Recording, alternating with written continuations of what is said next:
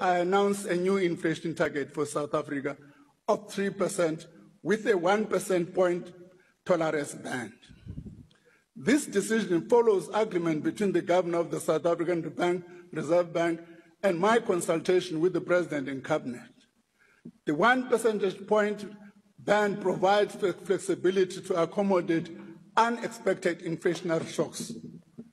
This new target immediately replaces the previous target range between 3% and 6% and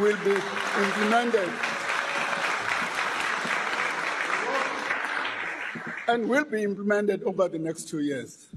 Over time, the lower target will decrease inflation expectations and inflation creating room for lower interest rates. This supports household spending and business investment, boosting economic growth and job creation.